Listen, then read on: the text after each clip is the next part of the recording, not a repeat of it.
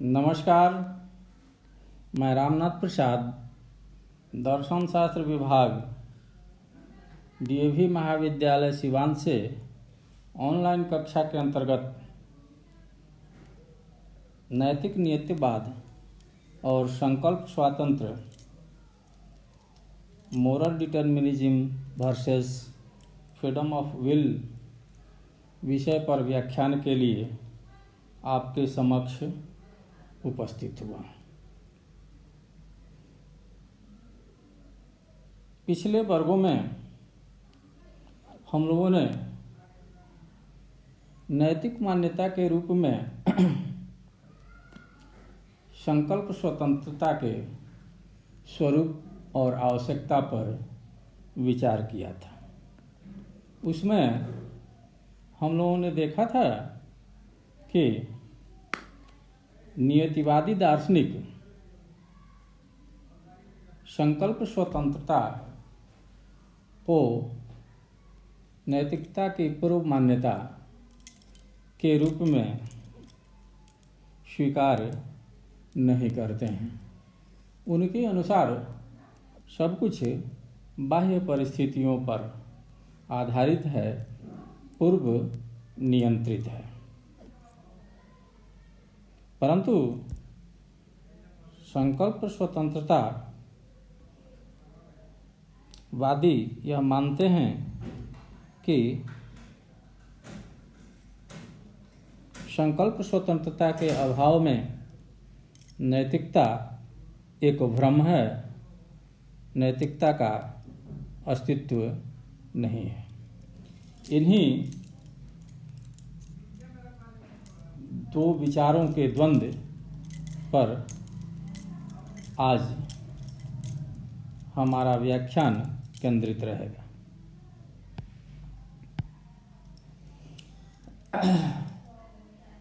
सामान्य जीवन में हम लोग देखते हैं कि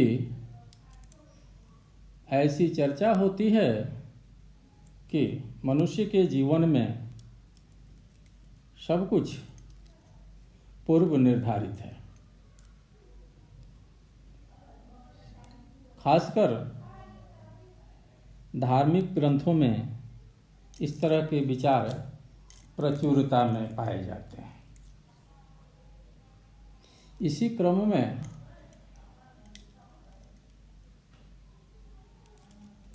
हम लोग रामचरितमानस के दो प्रसंग की चर्चा कर लें तो आगे के विचार को समझने में आसानी होगी। पहला प्रसंग है कि राम कैकेयी के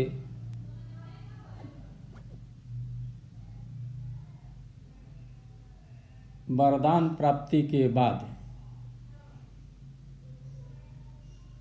दशरथ के आदेश से वन को चले गए हैं और भरत को राजगद्दी मिलने वाली है। भरत के लिए दुविधा की स्थिति है कि इससे अपयश मिलेगा, इससे उनकी कृति धूमिल होगी और ऐसा अपयश प्राप्त होगा, ऐसा कलंक प्राप्त होगा जिसको मिटाना असंभव होगा।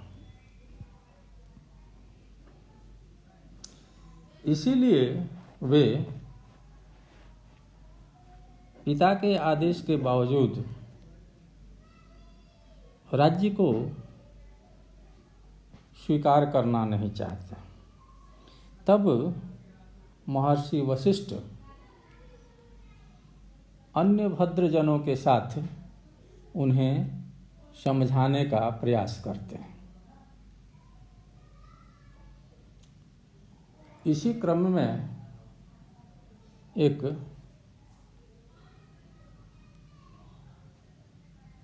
छंद आया है, सुनु भरत भावी प्रबल विलख कहो मुनिनाथ। हानि लाभ जीवन मरण यश अपजस विधियात। अर्थात हे भरत, हानि लाभ जीवन मरण यश और अपयश सभी भाग्य के अधीन हैं, विधि के अधीन हैं, विधाता के अधीन हैं। मनुष्य का उसमें कोई योगदान नहीं है, व्यक्ति का उसमें कोई योगदान नहीं है, व्यक्ति की कोई स्वतंत्रता नहीं है कि उसे प्राप्त करे या नहीं करे। इसी तरह एक दूसरा प्रसंग है कि सीता का अपहरण हो चुका है और राम जी सामान्य मनुष्य की भांति दंडक वन में सीता का खोज कर रहे हैं और विलाप कर रहे हैं। शिव शक्ति से कहते हैं कि देखो, ये सर्वज्ञ और सर्वशक्तिमान होते हुए भी कैसे मनुष्य के भांति लीला कर रहे हैं। पार्वती को विश्वास नहीं होता है कि ये सर्वशक्तिमान हैं, इसलिए वे परीक्षा लेने की बात करती हैं, परीक्षा लेने की के लिए उद्यत होती है।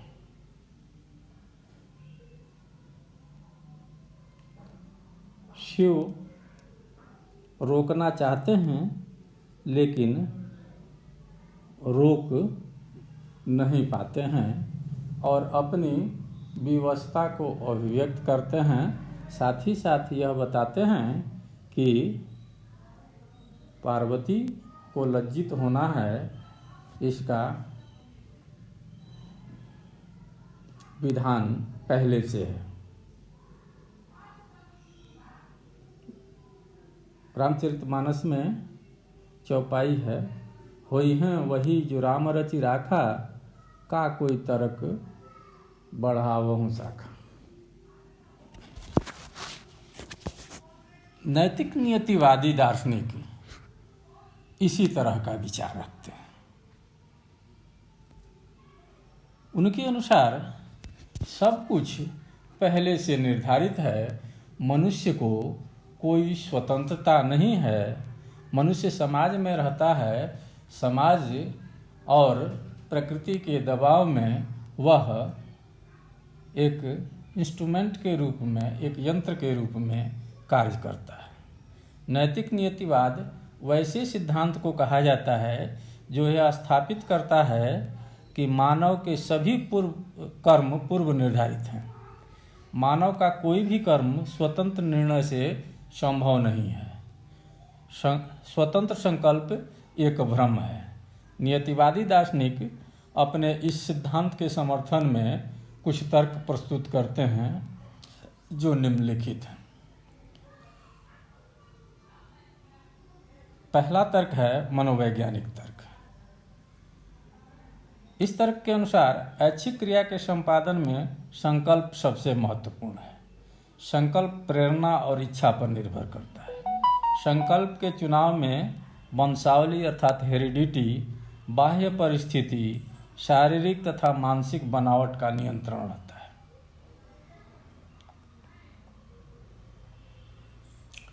DRC के अनुसार जो कोई भी किसी व्यक्ति के चरित्र को जानता है और उसकी परिस्थितियों को ठीक से समझता है, उसके कार्यकलाप के विषय में बिना गलती किए ही भविष्यवाणी करने में सक्षम होगा। अर्थात पहले से ही व्यक्ति के बारे में निर्णय दिया जा सकता है, अर्थात उसका काम, उसके मन की बनावट, उसके मन की स्थिति ऐसी रहती है कि वह यंत्रवत कार्य करता है। जे.एस. मिल, विलियम लिली और यदुनाथ सिन्हा भी इस तर्क की इसी रूप में व्याख्या करते हैं। दूसरा तर्क है दार्शनिक तर्क। इस तर्क में पहला जो तर्क दिया जाता है, पहली जो युक्ति दी जाती है वह है कार्य कारण नियम के आधार पर युक्ति। नियतिवादियों के अनुसार कार्य कारण नियम नियतिवाद का समर्थन करता है। इसके अनुसार प्रत्येक घटना का कोई न कोई कारण होता है। Every event must have a cause. संकल्प रूपी कार्य का भी एक कारण होना चाहिए, अर्थात संकल्प अपने पूर्ववर्ती से नियंत्रित है।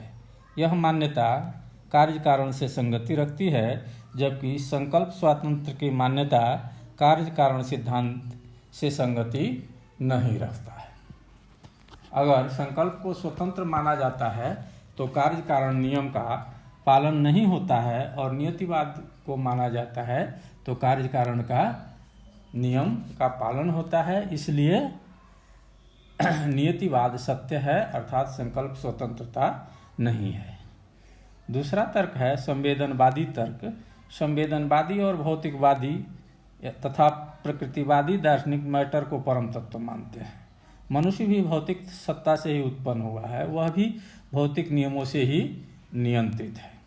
इस पर भी कार्य कारण नियम लागू होते हैं। संकल्प मन से उत्पन्न होने के कारण इन्हीं नियमों से नियंत्रित है, अर्थात स्वतंत्र नहीं है। अद्वैतवाद, अमूर्त अद्वैतवाद जिसके समर्थक हेगेल हैं और सर्वेश्वरवाद जिसके समर्थक स्पिनोजा हैं, भी नियतिवाद के समर्थक हैं। एब्स्ट्रैक्ट मोनिज्म मानता है कि सब कुछ ईश्वर की ही अभिव्यक्ति है, वह कण कण में व्याप्त है। संसार शरीर है और वह आत्मा है। विश्व में सब कुछ ईश्वर की कृपा से होती है, सब कुछ नियत है। व्यक्ति वही करता है जो ईश्वर ने निर्धारित किया है। इस स्थिति में संकल्प स्वतंत्र का कोई अर्थ नहीं रह जाता है। इससे नियतिवाद को समर्थन मिलता है। वैज्ञानिक तर्क। द्रव्य शक्ति नित्यता नियम, law of conservation of matter and energy, एक सार्वभौम मनोवैज्ञानिक नियम है। इस नियम के अनुसार विश्व की कुल मात्रा निश्चित है। इसके स्वरूप में भले ही परिवर्तन हो, पर मात्रा में परिवर्तन नहीं होता है। इस नियम से संकल्प स्वतंत्र की संगति नहीं बैठती है, क्योंकि संकल्प स्वतंत्रवादी मानते हैं कि संकल्प एक नया तथ्य है। इसका परिवर्तन शारीरिक शक्ति के रूप में होता है। ऐसा मानने पर शक्ति में वृद्धि हुई ऐसा स्वीकार करना पड़ेगा, जो लॉ ऑफ कंजर्वेशन का विरोधी है, अर्थात नियतिवाद वैज्ञानिक है। धार्मिक तर्क। धार्मिक सिद्धांतों के अनुसार ईश्वर सर्वज्ञ और सर्वशक्तिमान है। उसने ही मनुष्य और संपूर्ण विश्व की रचना की है। उसी के आदेश से व्यक्ति सब कुछ करता है। इस प्रकार मानव आचरण स्वतंत्र नहीं होता है, बल्कि ईश्वर निर्धारित है। इसी तरह हम देखते हैं कि नियतिवादी दार्शनिक संकल्प स्वातंत्र की अवधारणा को अस्वीकार करते हैं। वे तर्कों के आधार पर यह सिद्ध करने का प्रयास करते हैं कि व्यक्ति के कर्म नियत हैं। व्यक्ति स्वतंत्र निर्णय नहीं करता, बल्कि परिस्थितियों और पूर्व निर्धारित भाग्य के अनुसार कार्य करता है। संकल्प स्वतंत्र अतार्किक और मिथ्या अवधारणा है। नियतिवाद ही सत्य है। परंतु संकल्प स्वतंत्रवादी इसका खंडन करते हैं। उनके अनुसार संकल्प स्वतंत्रवाद नैतिक कर्म के लिए संकल्प की स्वतंत्रता को आवश्यक मानता है और उसे स्थापित करने का प्रयास करता है। इसके लिए वह पहले नियतिवाद की आलोचना करता है और फिर संकल्प स्वातंत्रवाद के पक्ष में तर्क प्रस्तुत करता है। नियतिवाद की आलोचना करते हुए सबसे पहले वह मनोवैज्ञानिक तर्क का खंडन करता है। नियतिवाद का संकल्प का मनोवैज्ञानिक विश्लेषण दोषपूर्ण है। यह सही है कि व्यक्ति प्रबलतम इच्छाओं एवं परिस्थितियों के अनुसार संकल्प का निर्माण करता है, किंतु इच्छाओं की ताकत एवं बाह्य परिस्थितियों की शक्ति को स्व पर निर्भर, सेल्फ पर निर्भर है। व्यक्ति अपने चरित्र के अनुसार ही बाह्य परिस्थितियों से प्रभावित होता है। अतः संकल्प स्व से निर्धारित होने के कारण स्वतंत्र कहा जा सकता है। स्टीफन के अनुसार प्रवृत्ति मानसिक नियमों से ही निर्धारित होती है, बाह्य प्रभावों से नहीं। दूसरा तर्क, मानव आचरण के विषय में भविष्यवाणी कर देने से आचरण की स्वतंत्रता समाप्त नहीं हो जाती है। इससे संकल्प स्वतंत्र का कोई संबंध नहीं है। दार्शनिक तर्क, दार्शनिक तर्क की आलोचना करते हुए संकल्प स्वतंत्रवादी बताते हैं कि संकल्प स्वतंत्र कार्य कारण नियम का विरोधी नहीं है। इसके अनुसार संकल्प कोई कारणहीन घटना नहीं है। प्रत्येक संकल्प कारण व्यक्ति का चरित्र होता है। इस तरह कारण कार्य नियम के उल्लंघन का सवाल ही बेमानी है। संवेदनवादी, भौतिकवादी, प्रकृतिवादी भौतिक या जड़ तत्व को विश्व का मूल कारण मानते हैं, परंतु जड़ तत्व से विश्व की समुचित व्याख्या संभव नहीं है। अतः इन तर्कों से नियतिवाद का समर्थन का कोई संबंध नहीं है। अमूर्त अद्वैतवाद और सर्वेश्वरवाद भी नियतिवाद की स्थापना में सफल नहीं है। ये सिद्धांत एक को स्थापित करने के प्रयास में अनेकता को समाप्त कर देते हैं, जो उचित नहीं है। जैसा कि हम लोगों ने हेगेल की आलोचना में पाश्चात्य दर्शन में पढ़ा है कि उसमें एकता को स्थापित करने में अनेकता की पहचान खत्म हो जाती है, संभव नहीं है। इस प्रकार दोषपूर्ण सिद्धांतों के आधार पर नियतिवाद की स्थापना संभव नहीं है। धार्मिक तर्क की आलोचना करते हुए संकल्प स्वतंत्रवादी कहते हैं कि सभी धर्म स्वीकार करते हैं व्यक्ति को ईश्वर के तरफ से कर्म करने की पूरी स्वतंत्रता प्राप्त है। व्यक्ति अपने संकल्प से ही कोई कार्य करता है। ईश्वर उनके कार्यों का मूल्यांकन करता है और उसके अनुसार पुरस्कार और दंड देता है। वैज्ञानिक तर्क, संकल्प स्वतंत्र द्रव्य शक्ति नित्यता नियम का विरोधी नहीं है। शक्ति केवल भौतिक ही नहीं बल्कि मानसिक भी है। संकल्प शक्ति का परिवर्तन शारीरिक शक्ति के रूप में होता है। हम कह सकते हैं कि मानसिक शक्ति का रूपांतर शारीरिक शक्ति के रूप में होता है।